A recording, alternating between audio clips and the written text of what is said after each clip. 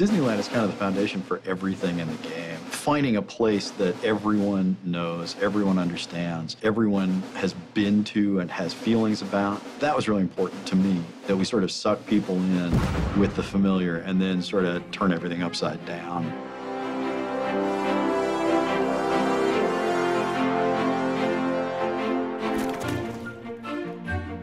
If Walt Disney was going to bring into existence a world for forgotten and rejected characters, what form would it take?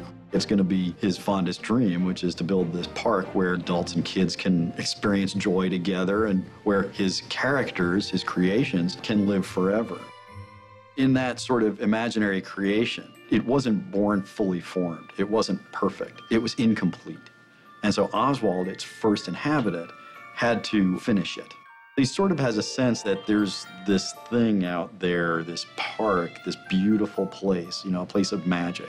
And so he's trying to recreate it as best he can, but he's never seen it. He's got old photographs and blueprints and stuff to work from. So this was essentially taking that same aspect of the cartoon characters who are forgotten or rejected and applying it to Disneyland. So rides that are rejected, animatronics that are rejected, shops that are rejected, pretty much anything that was in Disneyland or was even considered for Disneyland ended up becoming part of Wasteland.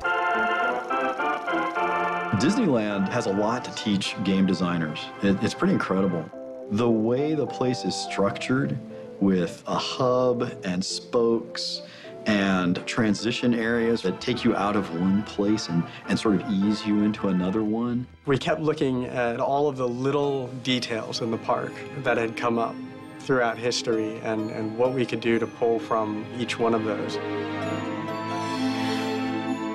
Tomorrowland itself provided us a lot of inspiration for things that had been taken out and replaced. For a majority of the Tomorrowland Beetleworks characters, they've got elements of Tomorrowland from the theme parks in there. So you'll see little bits and pieces, and a lot of diehard Disney fans will be able to pick out certain characters or different rides. We tell stories through space, and there is no one better than an Imagineer at doing that. What the Imagineers do has infinite lessons to teach us. There were a variety of things that we drew direct inspiration from. The first one actually was a location called Mean Street. I knew that I needed an instantly recognizable place. And so Main Street USA, that iconic image that we all have burned in our brains from early childhood, that image had to be in the game, and it had to be slightly warped. Gremlin Village is sort of Small World, sort of utilitunnels underneath Disneyland, mixed together. It maintains the same Mary Blair feel of texture and color and, just crazy circus kind of palette. Yet we come back and totally weather it and wear it and dilapidate it. The iconic clock tower. I looked at that thing at Disneyland and I just said, that's got to be my first boss monster. That thing has to come to life. For Lonesome Manor, we start out in the graveyard. In the park, there's actually a line that kind of meanders through the graveyard. We kept the same sort of theme, but kind of turned it into more of a platforming experience. We kept certain rooms and themes, the ballroom, the library, the stretching room. Everyone who goes to Disney World stands there and they watch those paintings stretch and they see the flashes at the top.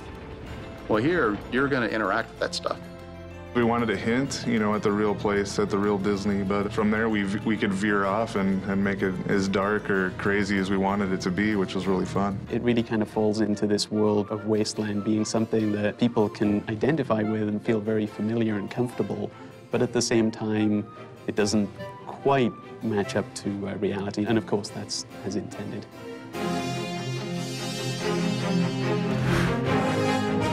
I hope it's kind of, recognizable but different, familiar yet strange, and funny but kind of sad in its own way. I want players to feel that whole range of emotions, but always recognizing that this is based on Disneyland. And frankly, if you know things about Disneyland, if you know things about Disney's history, things will be more significant than if you don't have that background. So Disney fans, I think, are going to have a blast.